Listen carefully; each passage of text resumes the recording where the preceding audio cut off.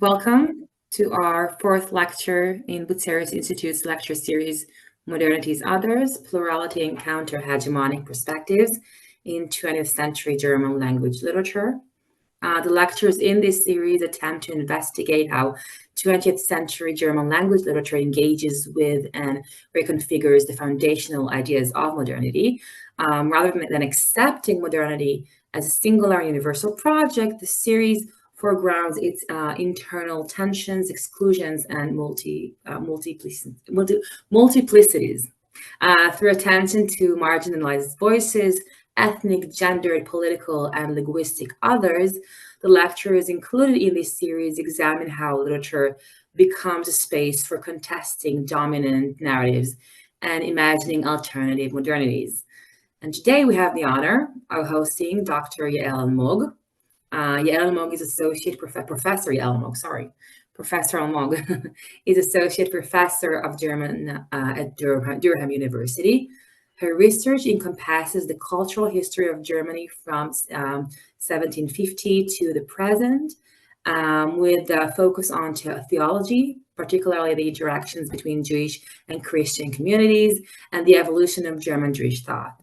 Professor Almog's monograph, Secularism and Hermeneutics, published by the University of Pennsylvania Press in 2019, argues that literature and literary theory facilitated the emergence of the Bible as a universal cultural artifact. Her current project engages with literary and artistic presentations of Europe as a Jewish homeland, studying works by Jewish migrants to or from Germany that depict the irony that ensues when the Jewish exile in Europe became an exile from Europe. She asks how fictions of return to Europe have posed a continual challenge to political theories that view the Jewish departure from Europe as irreversible, such as Arendt accounts of totalitarianism. Professor Almog's lecture, The Right to Live, a German Jewish Eulogy, will continue our exploration of 20th century German language literature's engagement with modernity's complexities by focusing on the reflections of German Jewish thinkers such as Hannah Arendt, Günther, Ernst, Bloch, and Améry. The lecture will highlight how the experience of exile and the ethical claim to leave one's homeland challenge dominant narratives of belonging, sovereignty, and national identity. In examining these voices of estrangement and critique, Professor Almog's lecture will offer a compelling example of how German Jewish thought not only mourns but reimagines Europe from its margins, thus contributing to a counter-hegemonic discourse that redefines modernity through difference, displacement, and refusal. So thank you, Professor Almog, for agreeing to take part in this lecture series and share your research, your upcoming book, your book project, and the stage is all yours. Yes, thank you, Ariel, for the invitation, and thank you for attending. I mean, it's great to see some old friends in the chat, old teacher as well.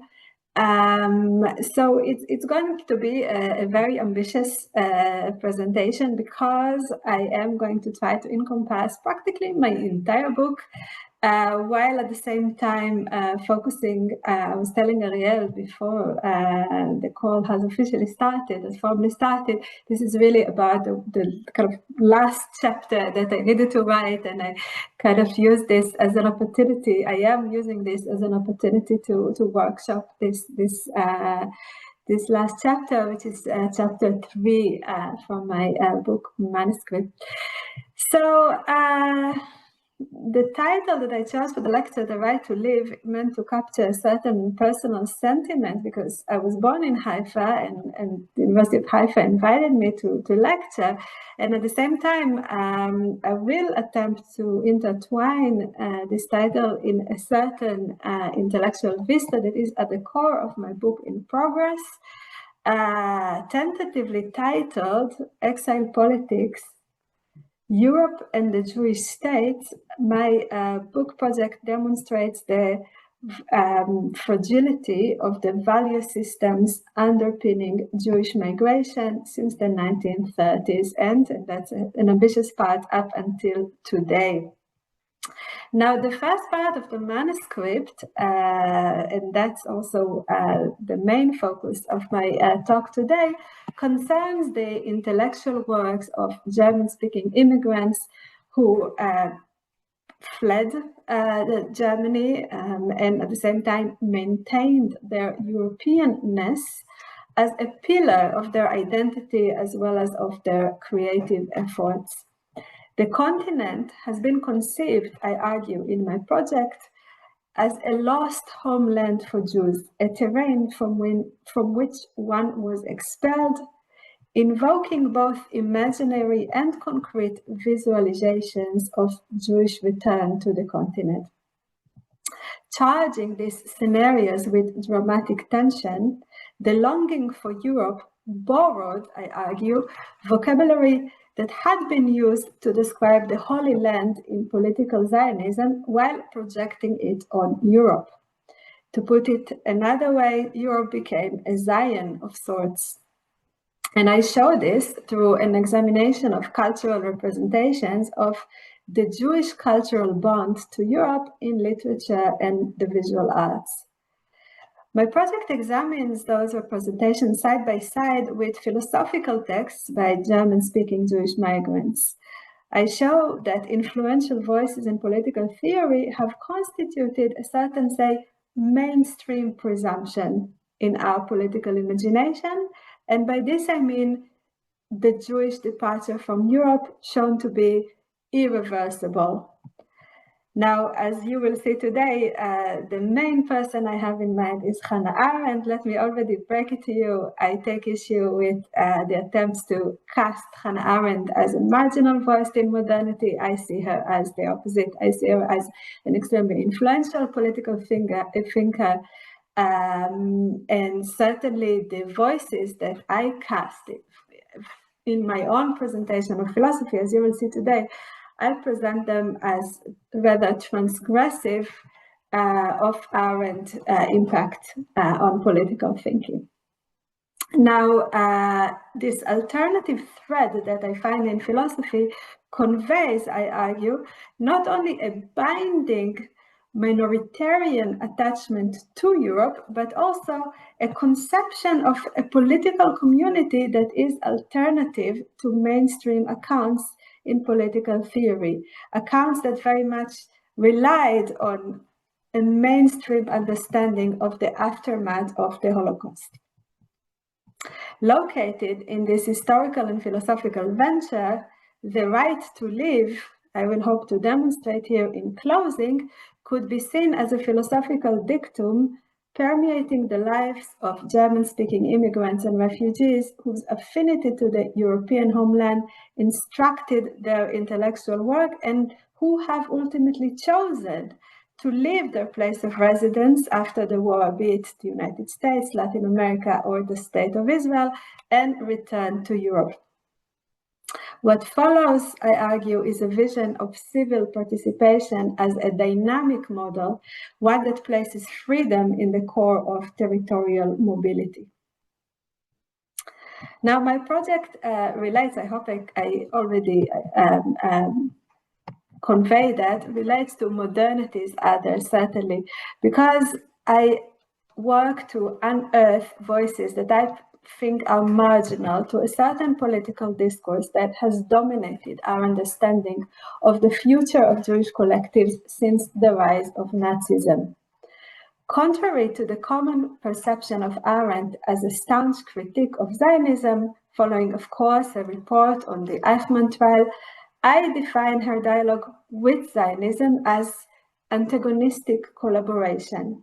Let me explain. Well, you know, what I'm really hoping for is a new way of thinking about really Jewish history in the 20th century. I think that we're so used to thinking about this, about Jewish politics as, are you for Zionism or are you against Zionism?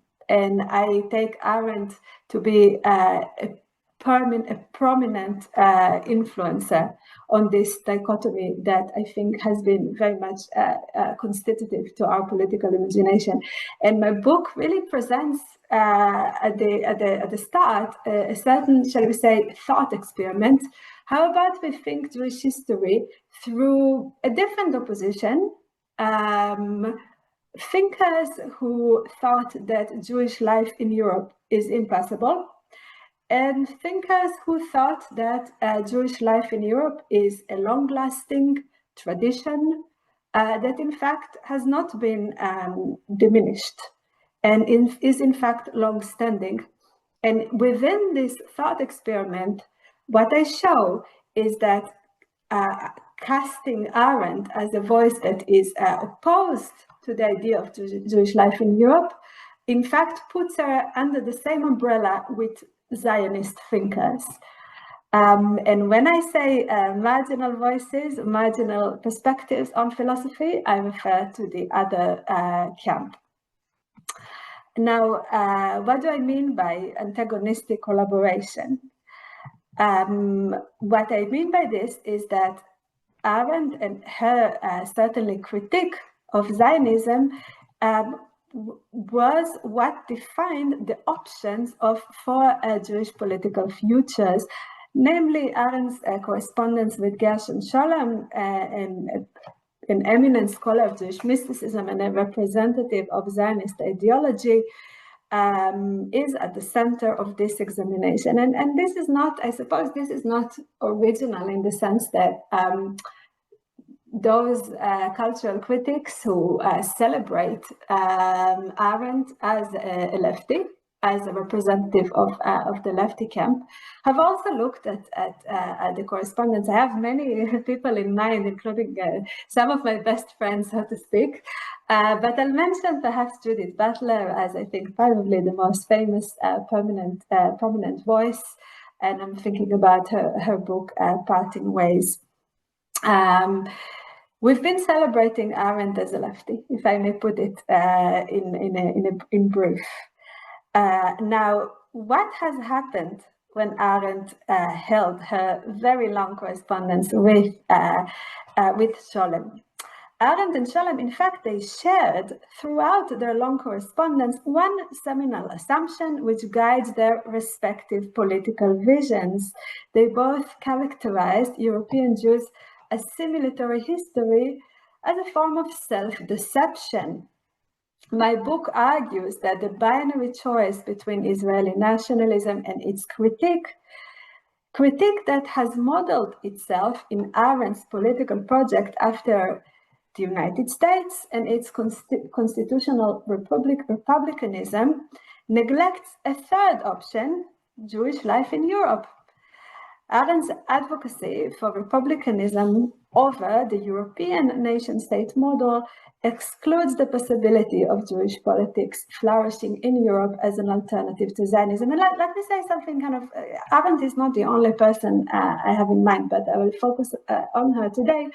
Up until today, some of Zionism's most blunt critique compares still today Zionism to European nationalism and even European fascism. Now, what do we do when we say that? What do we create in the world? What do we make in the world when we say the Zionists were blind because they actually exported the European nation-state model to the Middle East? In my opinion, this gesture cancels not only Zionism, but also European nationalism. And with this, the depiction of Jewish life in Europe as a vital, valid political choice for Jewish national collectivism. Now, I argue that Scholem and Arendt's antagonistic collaboration, in fact, lay the foundations of the mainstream political imaginary of global Jewish demography. The reasons for why Scholem, a representative of the emerging state institutions at the Jewish state, including the Hebrew University, was averse to Jewish collectivism in Europe, I think the reasons are quite well known. They can be deduced from his ongoing adherence to Zionism. In short, Scholem agreed, in fact, with Arendt that the European Jewish history centered on the efforts to assimilate. They agreed on other important points. European Jews who saw themselves as fully integrated were deceived by social and political powers that continually marked these individuals as inferior and as outsiders to European societies. Both Scholem and Arendt also agreed that the lethal persecution of Jews in the 20th century, culminating in the Holocaust, was a certain necessary peak of Jews' long-standing diasporic existence in Europe, which they both saw as inevitable with regard to Jewish European history. Let me quote a recent, wonderful study about Arendt from last year, 2024, about Arendt and Solidarity, a book by David Kim. He has written, Arendt was convinced that American constitutional republicanism was the only bulwark in the post-war world against brutal power politics. What she did not realize was the complicity of this transatlantic framework in white settler colonial mentality. Apart from the fact that, that judging American racial politics on European Jewish terms was wholly insufficient, her idealization of America as a consent-based constitutional actualization of solidarity was forced as a modern reincarnation of the ancient Roman Republic, hindered a critical engagement with slavery, the forced incarceration of Japanese Americans, and David Kim brings other forms of imperialism, American imperialism, that Arendt chose to ignore. Now, I think it's an important critique of a scholar based in the United States, and of course, I have in mind other. Certainly by all means, I'm not the first person to say, look, casting Arendt as a lefty is problematic. She was a Republican. She appreciated, namely, the Republican, not in the sense, Donald Trump Republican in the sense that she really believed in the Republic as an ultimate model for political participation. So I have in mind also Michael Rothberg's classical book, a very important work, Multidirectional Memory, where he also, again, another American-based scholar, writing about Arendt and her imperialist biases, Eurocentric biases, if you will. I agree with them. I think that Arendt ignored the biases at the core of American republicanism. My focus, however, is different. My focus is on another aspect of Arendt's world history. Arendt was averse to cultural nationalism, namely, and she positions American constitutional republicanism as an alternative to this model of cultural nationalism, which she associated with the European nation state, and as I said before, with the lethal fate of European Jews in the 20th century. Now, in American republicanism, Arendt opted to find the freedom to adhere to personal and private, if you will, identity category, such as the identification as Jewish. This self-identification could coincide with political equality. So, to put in short, she sees in the United States the possibility to really have the political society be heterogeneous, okay? Whereas she associates European history with the emergence of nations as homogeneous, okay? And that's the problem that she finds in Europe. Namely, she associates cultural nationalism with the idea that the nation is organic. Now, this marks, of course, important differences between Arendt and Scholem that I can't ignore and that I will not ignore. There is, of course, an ideological gap between them, one that was a dissent that was famously deepened in the course of the years, exploding after Arendt's sardonic critique of Israel's conduct in bringing Adolf Eichmann to trial. Scholem maintained that a servant Jewish state is the ultimate response to Nazism. Arendt favored a model of constitutional republicanism, which she associated with the United States. One should say, in the early years of political Zionism, she also tried to think of how the state of Israel could, in fact, the Jewish state could wear, a form that is closer to republicanism. Now, scholars have stressed one main aspect of Arendt's critique of the Zionist nation-building project in Palestine, her view that the Zionist activists ignored the rights of the Arab inhabitants of the land. And again, I have a list of scholars in mind that many of whom I absolutely respect and even admire. I just think that it's not enough. Okay, I think it's not enough to say, look, Arendt critiqued Scholem. She tried to offer an alternative to Scholem Zionisms. Look. I mean, how shall I put it?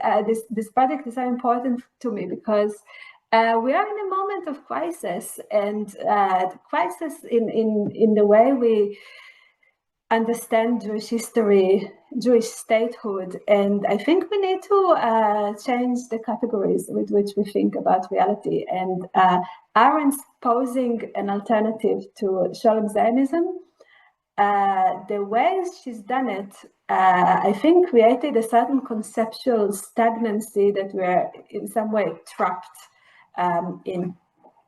Now, this element of the dispute between Arendt and the Zionist activist has been taken on by contemporary cultural critics as a warning, if you will, a warning that anticipates the worsening result of the dehumanization of the Arab dwellers of the land of Palestine, Israel, and the surrounding region. Is Arendt, I ask, with her idealization of American republicanism, a part of the solution or part of the problem? Arendt's account of European Jewish history portrays migration as a certain emulation of the long-standing Jewish attempts to assimilate, efforts that are blind to the contingency and partiality of awarding Jews civil rights. And of course, I'm thinking most famously about, I'm thinking about her most famous formulation of the Jew as a pariah. This depiction of Jewish history along these lines is featured in her famous text, We Refugees. It's a text from 1943, which follows a figure of a Jewish migrant, German-speaking Jewish migrant, Mr. Cohen. Mr. Cohen moves between European countries, showing not only resilience to his frequent relocation, but also bursts of patriotism, pertaining, somewhat humoristically in Arendt's writing, to each of his new homeland. So he moves between the Czech Republic, then Vienna, and then, of course, Paris ultimately, and so on and so forth. And so once a European state becomes unsafe, Mr. Cohen moves to a new one, becoming instantly loyal to his new country. The rapid command of new languages symbolizes for Arendt this certain renouncement of one's national background, followed by self-denial. For Arendt, modern-day migration is, in other words, a repetition of a long-standing European Jewish history of assimilation. Let me show now I'm finally moving to my presentation to show you some slides. Right, so excuse me, this is the first slide is from We Refugees. Someday somebody will write the true story of this Jewish immigration from Germany, and he will have to start with a description of that Mr. Cohen from Berlin, who had always been 150% German, a German super patriot. I think, and now she describes his various different moves, relocations. I think I had better not delay on that further adventures of Mr. Cohen, as long as Mr. Cohen can't make up his mind to be what he actually is, a Jew, nobody can foretell all the mad changes that he will still have to go through. I think that Arendt, well, in my view, became such an important cultural critique that this idea that European Jewish assimilation amounted to self-deception, really, that the Jews could assimilate, could become a part of this organic entity that is the European nation state. This really became such a pillar of our political imagination, really. And that's what I said before, that I think we are pretty much stuck in this binary thinking, okay, there is Zionism, ethnic nationalism in a Jewish state, and then there is a different option, which, in my opinion, models itself on American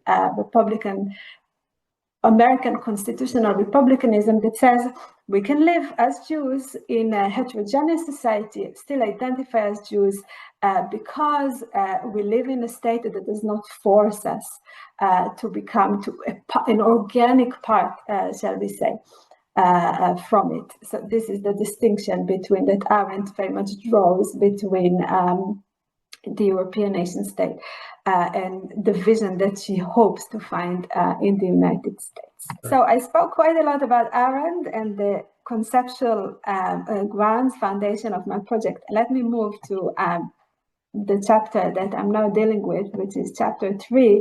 And here I'm really turning to philosophy, looking for philosophers who posed an alternative. And look, what I'm trying to show is that many important elements in Arendt's depiction of European Jewish history can be refuted, and in fact are not an obvious depiction of Jewish history. Now, I focus on the 3rd chapter of the book on a Jewish philosopher, German-speaking Jewish philosopher, who described the German language as a mobile homeland, if you can put it this way, and very much focused on a certain bond with the Muttersprache, with the mother tongue, as irrevocable. And by so doing, what I propose is that it is an element, in fact, of cultural nationalism that is a part of our thinking, of our philosophical tradition. Now, as the atrocities of the Holocaust became known, the Europeanness of Jewish intellectuals became a topic of public scrutiny, stimulating discussions of Jewish authors worldwide in a global network of intellectual exchange.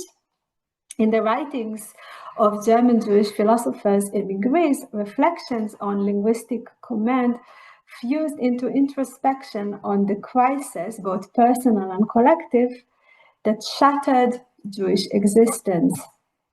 Alternative to Arendt's description, some intellectual emigres took the attachment to the European mother tongue, with a prominent example of German, to be revealed in its sweeping strength exactly in moments of crisis.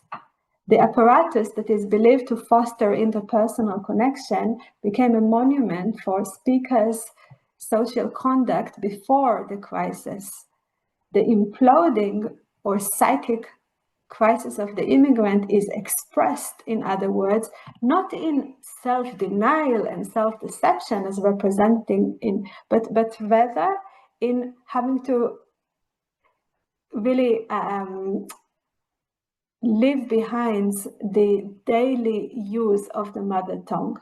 So, in other words, the crisis of migration is expressed by a linguistic crisis, by the shattering of one's personhood, which was constituted by this forced departure from the mother tongue. For Günther Anders, so I don't know, maybe it's another provocative choice of the project, is that I'm turning now to Hannah Arendt's first husband, in fact, to make this point. Günther Anders publishes an article in German in the Merkur, okay, publishes it in 1962. And I should say a few words because he's actually less known than Arendt, I believe. He was somewhat of an unconventional academic, writing about music, for example, which some of the Frankfurt scholars like Adorno didn't take to be serious enough of a topic, and hence kind of blocked his academic career. And he worked as a journalist, as an essayist, together with Arendt. His first place of exile was Paris. Later on, he as well moved to the United States, and there he publishes this essay that is really at the core of my interest. And so Andres took really several odd jobs while in the States, including a short-term employment at the Hollywood custom store. An experience that is then the basis for philosophical inquiry into the exchange of identities that characterizes the immigration from Europe. He ultimately, I think it's also interesting that he ultimately returned to Europe, and he's a Berliner, but his second wife was from Vienna, and he moved to Vienna. So that's something that, when I started writing the book, I thought that I'll show that people were missing, say, Germany, and then moved back to Germany. And what I found out quite early on is that reality is more interesting and more complex in that people who saw themselves as European and wanted to return and missed Europe and really defined themselves as European, some of them moved to different countries. I work on Richard Kovner, he moved to England. Günther Anders, as I said, moved to Austria, which is an exceptional choice for a German. It's not obvious at all that a German would feel home back in Austria. The next figure I'm going to discuss is Jean Améry. Jean Améry, he spent the rest of his life after the release from the camp. He went to Brussels, and he continued writing in German. But it's quite of an interesting history that he insisted on publishing in Switzerland because he refused to collaborate with German and Austrian publications. So it's only really the last person I'll touch on today, who is Ernst Bloch, who moved back to Germany. Now, so let me attempt to show some citations from Günther Anders. And this is from this article he publishes in the Merkur called the Immigrant. Right, so can you see that? Can you see the citation? Right, okay. At the minute that we came into exile, save we already faced a new danger, the danger to sink into a new level of speech and become a stammer. And indeed, many of us have turned into stammers even in both languages, since while we have not yet learned French, English, or Spanish, our German already began bit by bit to implode. End of quote. Excuse me. Yeah, so Anders engaged quite a lot with the experience of migration, and he looks at migration as this destabilizing force, a cause for a fragmentary, multiple self. Now, this he writes both in the article as well as in his personal diary. What follows after migration is the collapse of a firm selfhood. Defined by forced migration, immigrants lose, according to Anders, their proof of existence. And I quote, now that we have no vita, like CV, vita, of course, does not mean that the substance of our life is lacking. And what he writes then is that life makes sense only in plural. And there is a play here on the Latin origins of the the common word curriculum vitae, which is a plural form in Latin. Now, the theme of plurality, the plurality of biographies, is an important theme in Arendt's engagement with exile in several of his writings.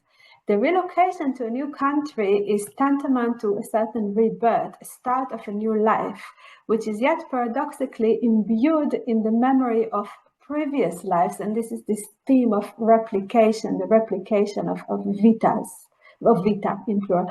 Ernst conceives a certain disjunction from one's past life as resulting in replicas.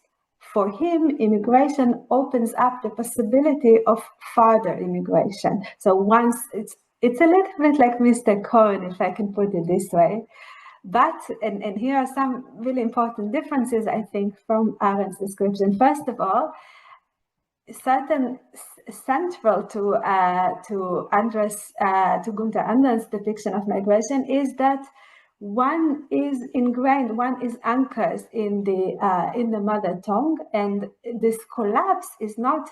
Look, of course, I'm aware that in refugees, Arendt, of course, is ironic in saying, oh, one can just leave behind one's previous identity, learning a new language, etc. Nevertheless, even as a form of rhetoric, Günther Anders very much demonstrates, very much lingers on this idea of a painful loss that is entailed in the loss of one's mother tongue. And another thing that is important to me is that for Günther Anders, migration represents a certain generational phenomena. So it's not unique to Jews, and it's actually not even unique to immigrants. He writes on that in his notebooks. We immigrants, we are different than our ancestors, and so and that's I think already a reflection in a new direction that is very much different than Arendt's description of Mr. Cohen as someone who perpetuates this behavior of European diasporic Jews. Now, you see that I highlighted the German word with regard to imploding, and that's important for me because I'll move to my next slide. I wrote a German already began bit by bit to implode, abzubrocken. Why is it important for me? Because someone else picked up on Günther Anders' essay, and this is Jean Améry. Jean Améry publishes soon after the essay in Merkur another essay. So Jean Améry, in my understanding, for many years he did not write about his experiences during the Holocaust until he published in 1964 a volume that engaged with his experiences. And in it, there is an essay in German. It is Wie viel Heimat braucht der Mensch? Okay, so it's a bit hard to translate for one the word Heimat. And he comes to terms, he holds a dialogue with Günther Anders' essay, and particularly with Günther Anders' depiction of the immigrant's language, what happens with the immigrant's language. So very interesting for me is how he opens the essay, Améry, where he writes, there is no new home. Home is the land of one's childhood and youth. Whoever has lost, sorry, can you see my slide? I hope you can see my slide of Jean Améry? Yes, okay. Home is the land of childhood and youth. Whoever has lost it remains lost himself, even if he has learned not to stumble about in the foreign country as if he were drunk, but rather to tread the ground with some fearlessness. And let me move to why and how he comes to terms with Günther Anders. He quotes Anders. He says Anders published this essay, but in fact, so I think it's a very strong statement. There is no such thing as a new home. because we are immersed, among others, in our native tongue. The native tongue has shaped us, it shaped our Bildung. And now, how shall we define what's happening to the immigrant, to the German-speaking immigrant? Instead of the crumbling away of the mother tongue, I would rather speak of its shrinking, Schrumpfung. We moved about not only in the foreign language, but also when we did make use of German in the narrowing confines of a vocabulary that constantly repeated itself. There, in the hostile homeland, the evolution of the language took its course. So what's interesting to me is how several of those thinkers that I'm interested in, first of all, adhered to their identity as German speakers as a pillar of their identity that remained with them. There is a certain painful loss, if you will, and I would think that the insistence of Jean Améry, or his, so to speak, his objection, his discontent with Günther Ernst is very much an attempt to insist to maintain personhood. Okay, personhood as a certain stable figure. There is, of course, an element of loss. But Schrumpfung, and this is a description of how the immigrant, there is no, say, like in Günther Ernst's account, replication of our personhood, but rather we're one person and we begin to, our language begins to shrink. We use German in a less rich way because we are separated from the homeland where language, in fact, continues to develop. And this is something that that I see in the writings of many of those German-speaking intellectuals. They keep thinking, you know, Gershon Scholem has this a description of that, as well as Jean Améry in this essay of how they meet in various different diasporic locations, be it in the state of Israel or in the United States, and they read in the 60s, they go together and they read the catalogs of courses at German universities. I want to move, I know I'm aware that I don't have much time left, and I do want to also show a short video. So I'll move to my third example with Ernst Bloch. And I suppose in terms of the title that the rather optimistic title I've chosen for the talk, The Right to Live, he would probably be the thinker that could, say, embody a certain optimism here. Now, I'm going back, in fact, chronologically, and he publishes an essay that it's a lecture given in 1939, given to the Society of German Authors in the United States. And he replicates here some of the themes that we've already seen. And this is namely the question of how can we, as German authors, do our part, keep ourselves alive in a land where a different language is spoken? How can we find our place economically, and how can we feel our political cultural task? One cannot destroy a language without destroying culture itself, and vice versa. One cannot maintain a culture and develop it without speaking the language in which the culture is formed and lives. And now comes a description of what's happening with German. What's happening in German when intellectuals in exile keep working really with the language. Where language is slurred or lost, becoming a deceitful lockpit. I have to say I hope you could see in the presentation that my other quotes have been translated by others. Günther Ernst's essay has been translated, as well as, of course, Jean Améry. In the case of Ernst Bloch, I translated it myself. The reason being, there is an existing translation, but it's abridged. It's only a short part of the lecture.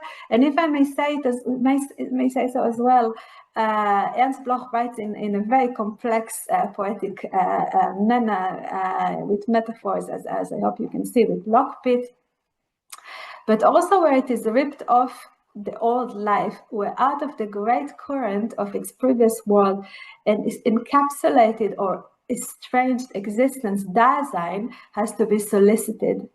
Everywhere there is the possibility, in case of slurring, the certainty that a person, a people would falsify themselves and the world would be lost. And now with us, namely those German-speaking authors in exile, the German language is in danger in different ways. In Germany, it threatens to suffocate, abroad to freeze.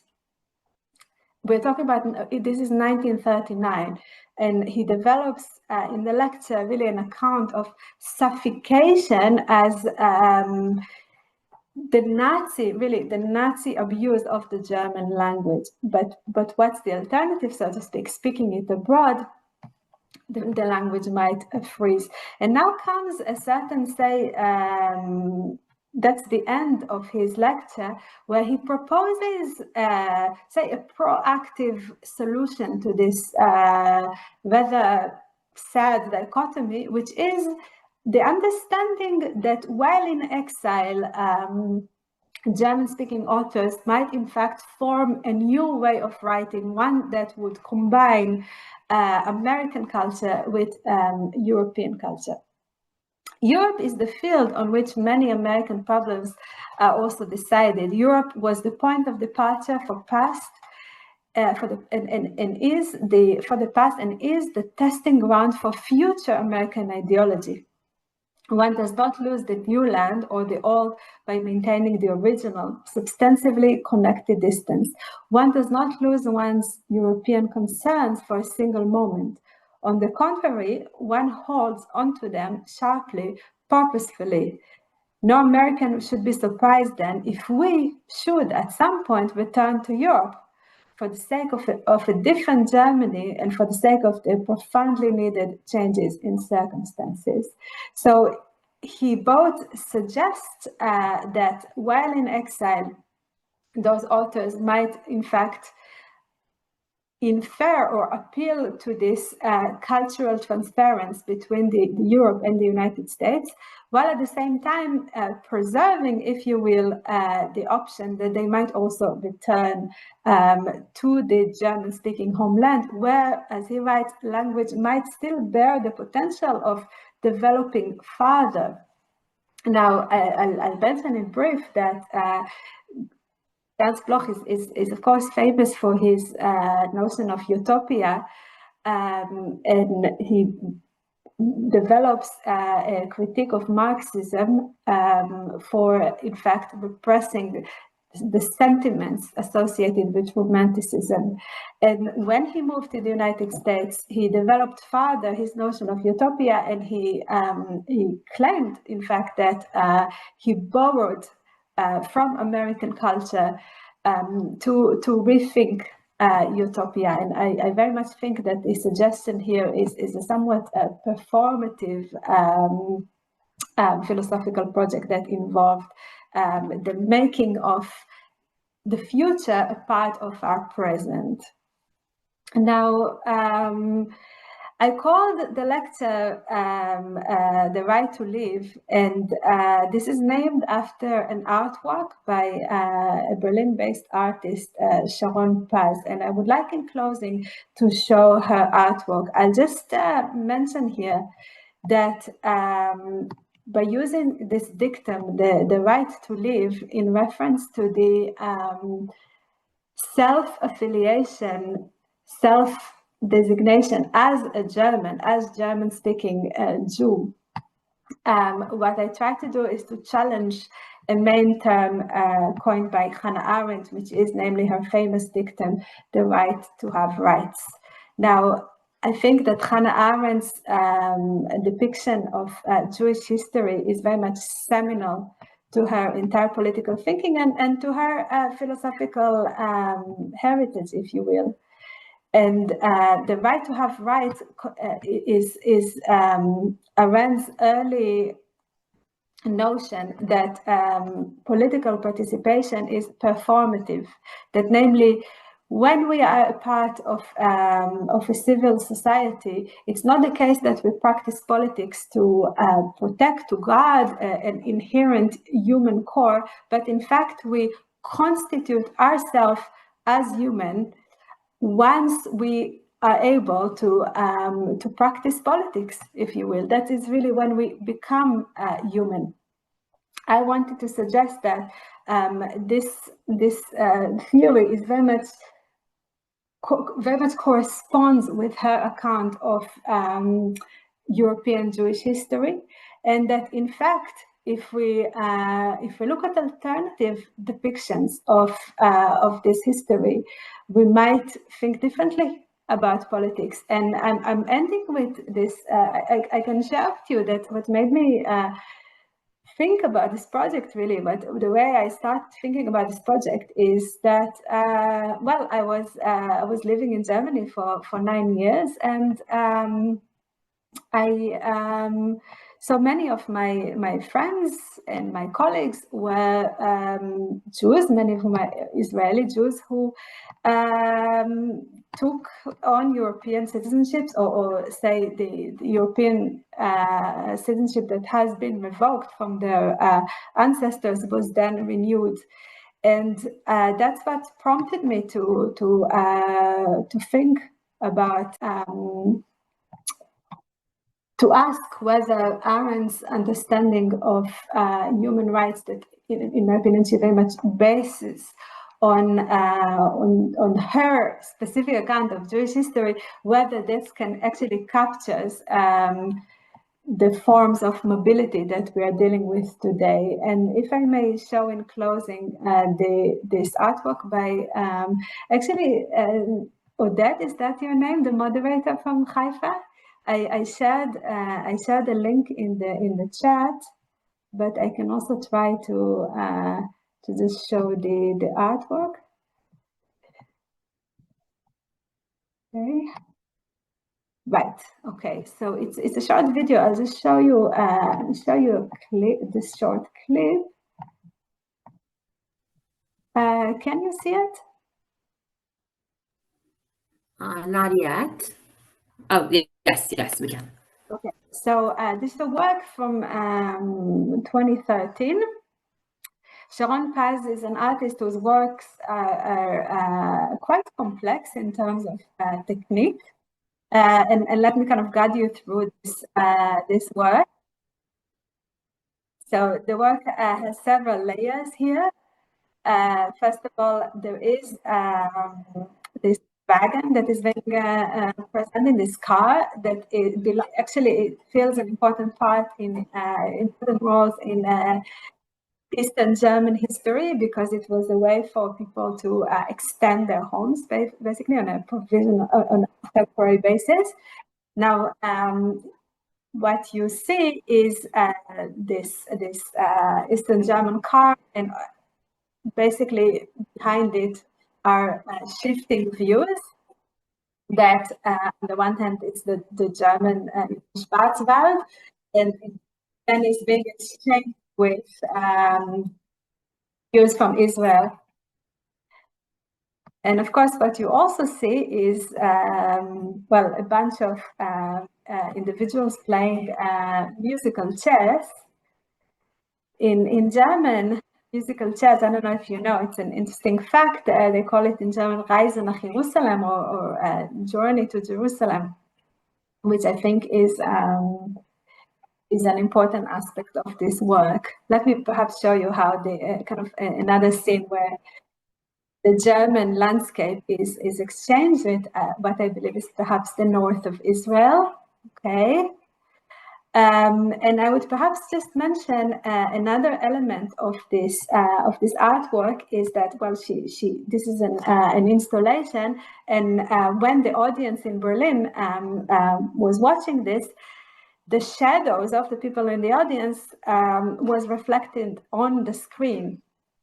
Okay, so in fact, you, the audience, you take part in the installation. Right. I mean, I wanted to end with this.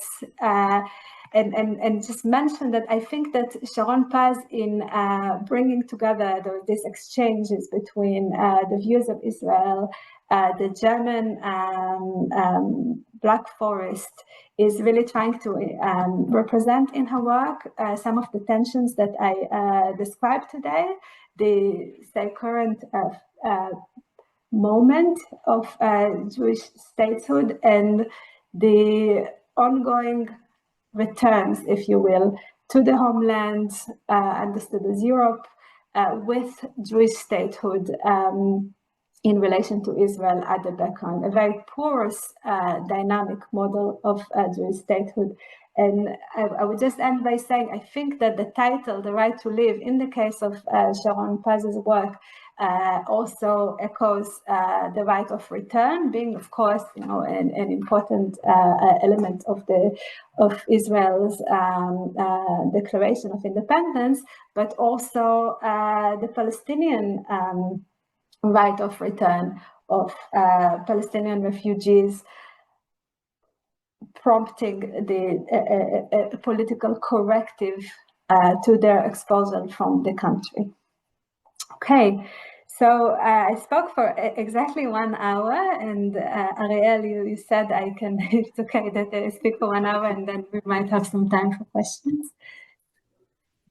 Yes. Well, first of all, thank you so much, Professor Almog, for sharing your book project with us, and thank you for your illuminating thoughts and ideas. And I think it was fascinating. I found it fascinating. And I think we should now open the floor for questions. So if you do have a question, you can just use the raise hand bar. You can just say, I have a question. Feel free to do so.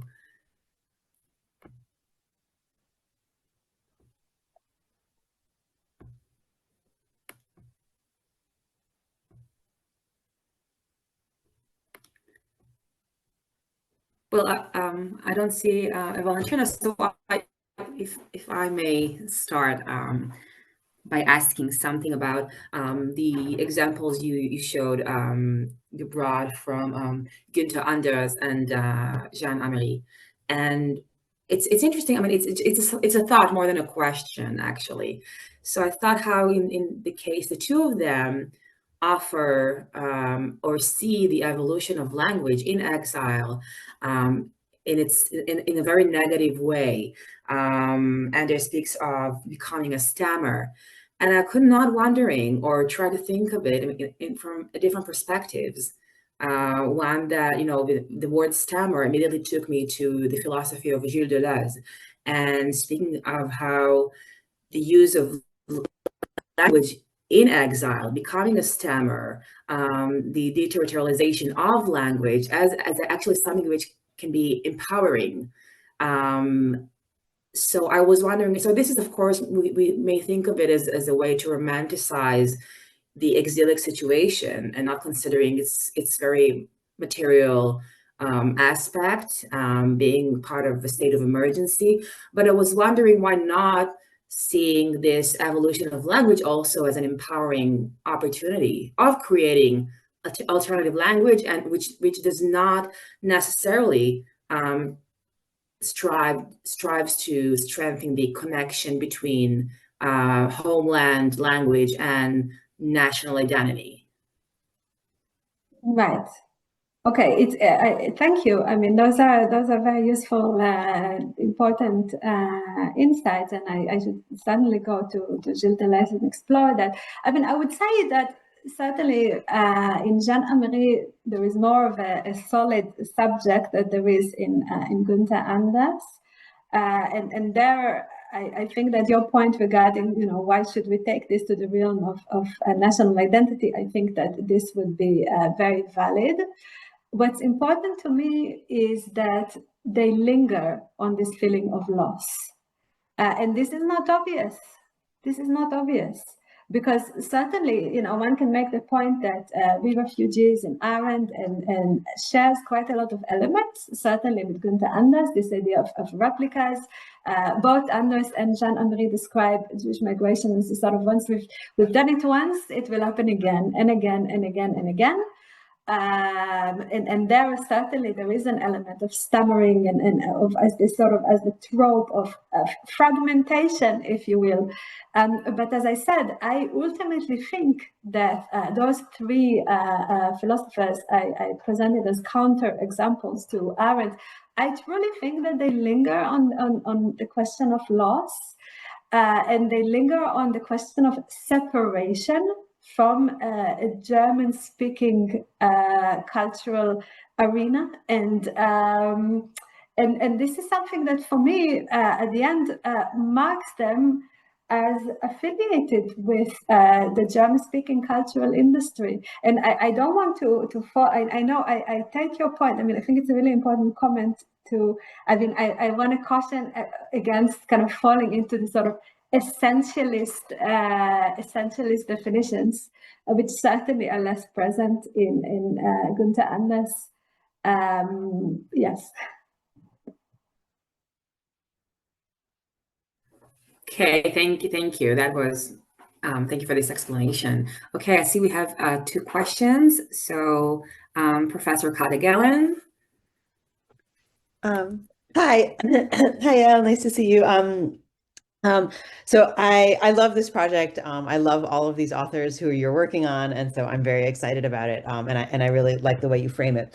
I was wondering if you could speak a little bit more about right. So you started very much with a model where you're thinking about questions of return and geography and displacement, and then you moved to very much talking about language, right? Sort of your main examples in Anders and Améry and Bloch are about language and kind of, you know, linguistic recovery and the problems of linguistic recovery and return. And I was wondering whether you know, if that is the real focus of the book, right? Sort of is the true focus of the book sort of that there's a kind of replacement of an idea of physical return, right? It happens in some cases, it doesn't happen in other cases. Sometimes it's to Germany, sometimes it's to another German-speaking country, sometimes it's to a non-German-speaking country. But what these excuse me, what these writers have in common is that they are sort of returning in this kind of tortured, struggling way to the German language and insisting on the German language. And so I guess my first question is yeah, like, to what extent is that really the topic of the book? And also, are there other ways in which you know, what else do they attach to German language, right? I mean, I'm assuming it's the whole German culture and the philosophical tradition and the literary tradition and the Bildung and all of that goes along with it. But is there something sort of beyond language and all these things that we then associate with language? And then I guess my follow-up question to that, and this is something I've thought about in you know, some of the writers who I work on, in addition to some of the writers who you're working on, is this struggle with German and with, you know, the desire to hold on to German. Is there also always the recognition, which I think there has to be, that if they have not in fact returned to a German-speaking country, then that will only last one generation, right? That they might be able to hold on to it. They might be able to hold on to the pieces, you know, through their own, because it's their own Muttersprache, because they, you know, have this emigre community, etc. But that won't ever last and into future generations. So is that anxiety there? Right. Thank you, Kate, also for letting me kind of say a bit more about the structure of the book.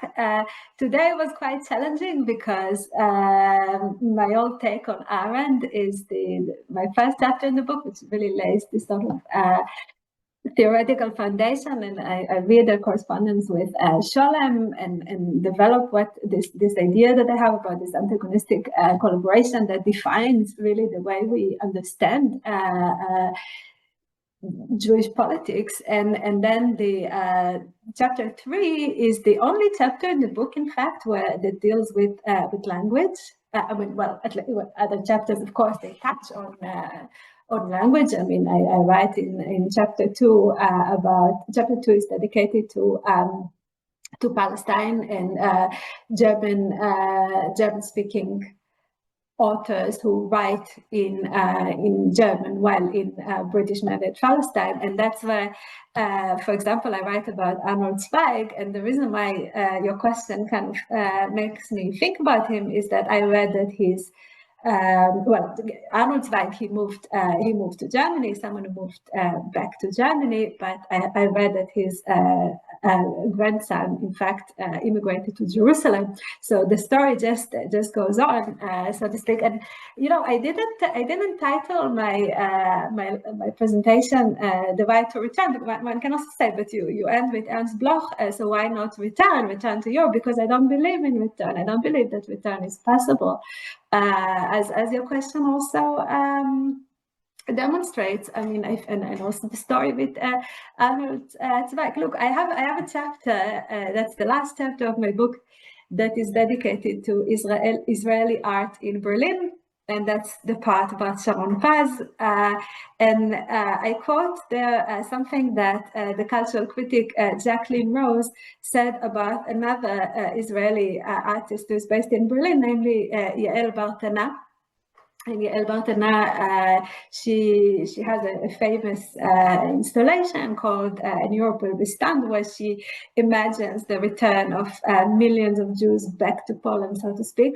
And Jacqueline Rose wrote about her that she is an ongoing returnee. It's a really interesting formulation for me, an ongoing returnee. What does it mean?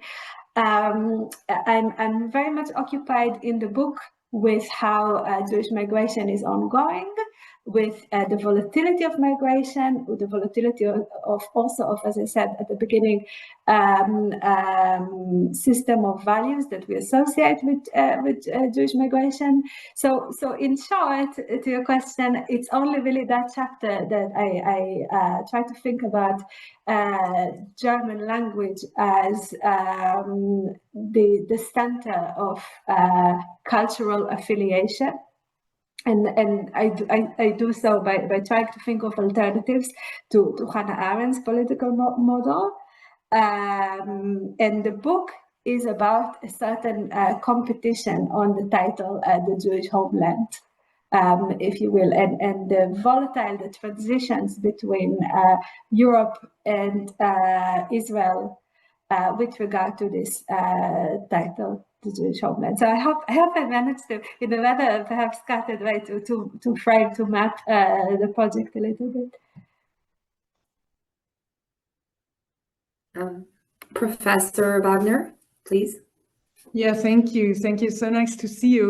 Yeah, after all these years, I think it's been almost 10 years since we last met at this conference in Berlin. I'm also really excited about this project, and I really enjoyed listening to you. I had a question about, which I believe is your term, Arendt's antagonistic collaboration. And I was wondering whether I understood you correctly, that you are sort of, along with Arendt, kind of envisioning the existence of perhaps a third space, like Europe becoming what you call a Zion, founded on American constitutional, or in the vision of American constitutional republicanism. So Jewish life in Europe as an alternative to Zionism. If I understood this correctly, this is sort of the core of your argument. And so if America is sort of a model for this sort of formation of forming an identity in heterogeneity, and sort of like a politics that allows you to find your voice, your biography, reinvent your biography in another country, while also feeling perhaps belonging to that nation, which, coming from cultural studies and having done a lot of sort of American studies, sort of the methodological approach sounds very familiar to me. And I just wonder where in Arendt sort of you sort of ground that, if I understood you correctly, and sort of if this term antagonistic collaboration is in a way the center of your approach, and how, if that is correct, then how is this linked to the project of linguistic recovery. So I saw sort of two centers here, like what you talked about, the linguistic chapter and German obviously being altered by other, sort of the influence of other languages, and being reinvented at home and abroad. And then there is this, what you also called like the practicing politics and becoming human. So I guess I'm trying to find the connections between those different pieces or different centers of your project, and was wondering like how they fit together, sort of, because you're presenting, right, sort of. Yeah, it's also, as I said at the beginning, that it was an ambitious presentation because I'm really trying to cover a lot, at least 3 different chapters from the book, as well as the entire theoretical framework. By antagonistic collaboration, I refer to how we think today about Jewish demography, following the aftermath of the Holocaust. And I'm talking here particularly about discussions of Jewish politics, but I also think that it relates to how Jewish life is imagined by non-Jews as well. And this is namely, to say provocatively, Jews don't exist in Europe in say the popular imagination. It may have changed, say, in the past decade. I think in places like Berlin, certainly, there is certainly more representation.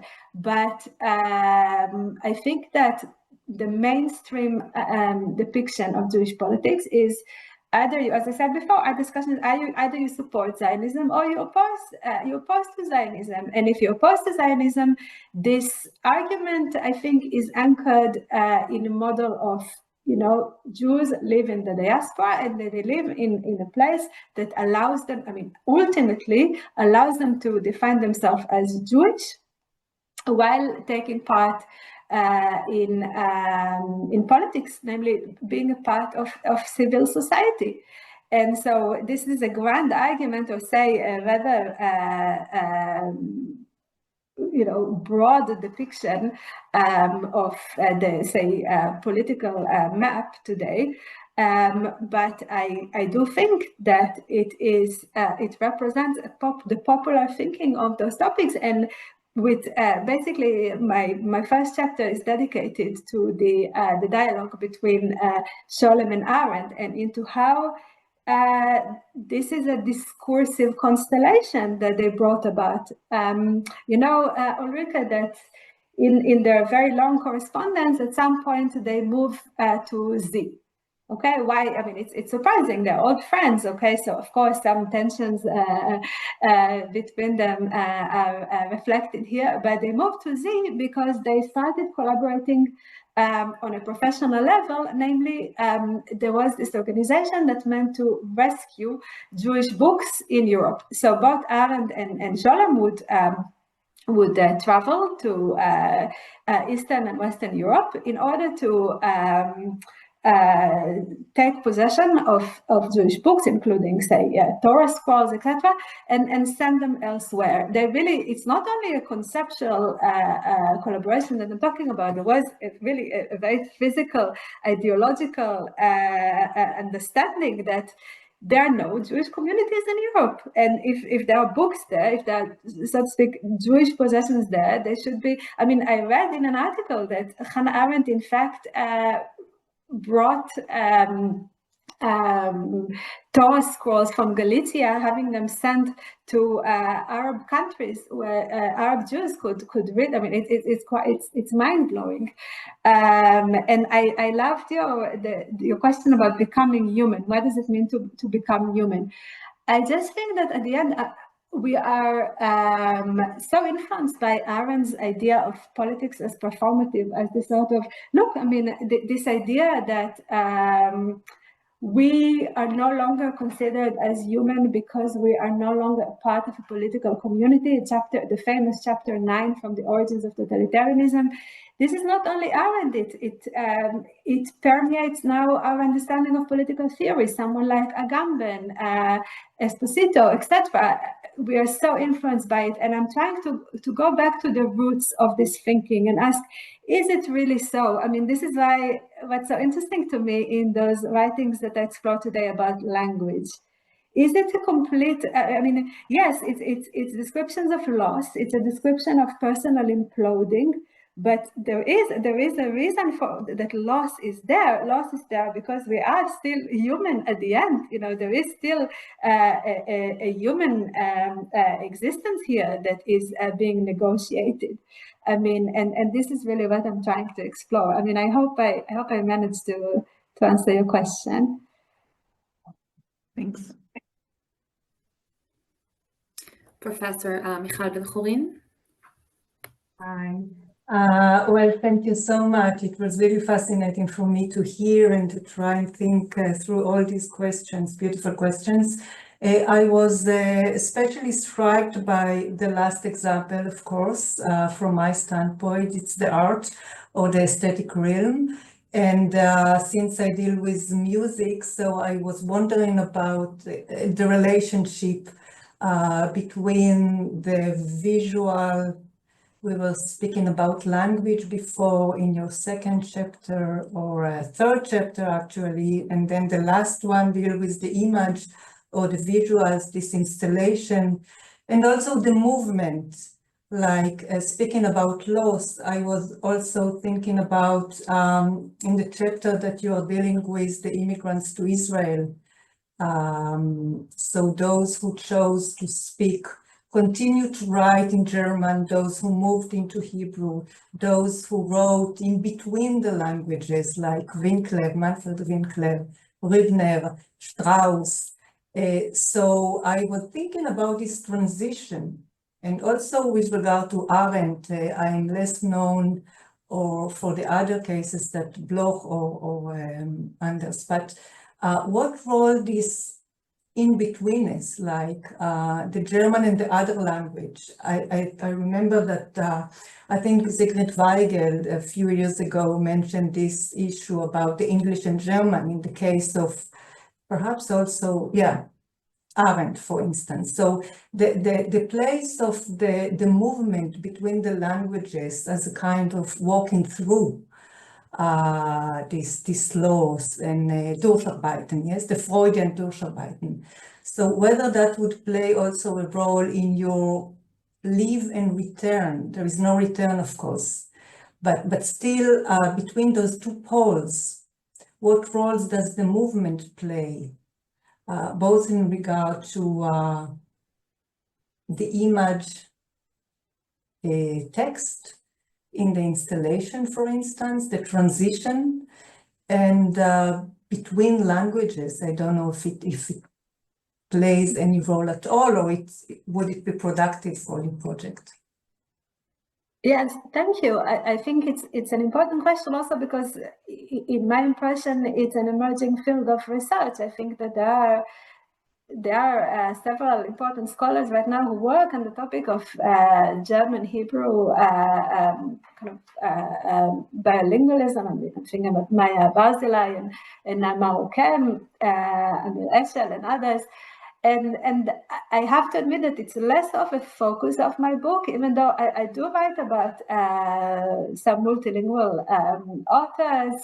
I write about the difficulty to study Hebrew, while at the same time being based in Israel and being exposed to Hebrew. Someone like Max Brod. I suppose, Michal, because I'm familiar somewhat with research on the topic, and as I said, I already mentioned some of those scholars, I took it as less of my goal or less of my objective to center the study on that, even though it's a very important phenomenon. I guess the one thing I want to say that is important to me, and I think is very much represented in German Hebrew multilingualism, is the position of the state of Israel as what I call the waiting room phenomena. Because what I try to capture, with the artwork, with my analysis of the artwork of Sharon Paz, or as well as Yael Bartana and her definition as ongoing returning, is that actually it may well be considered a great accomplishment of Zionism, and I'm not saying it ironically or cynically, not at all.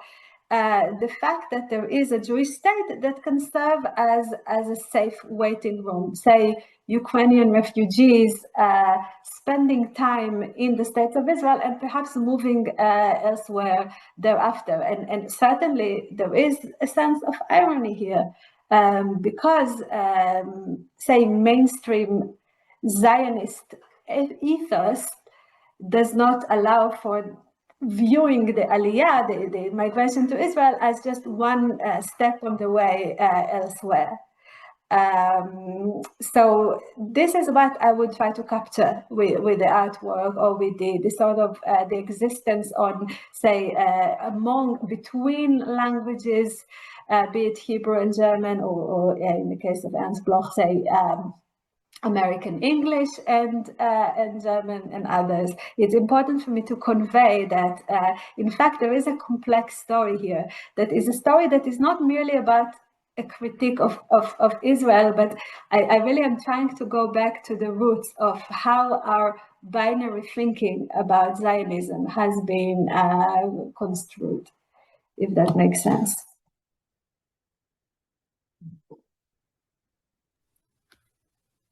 Okay, thank you so much, Professor Almog, for your contribution to our lecture series and for taking us to, I think, somewhat farther from solely literature. So I think it was fascinating, and again, a great contribution. And thank you for the great questions of the participants. And we'll meet again on May 15th with a talk by Professor Ulrike Wagner. So I'm looking forward. Yes, it's your turn. So I'm looking forward to see you all, and thank you again. And take care in the meantime, and have a great evening. Okay.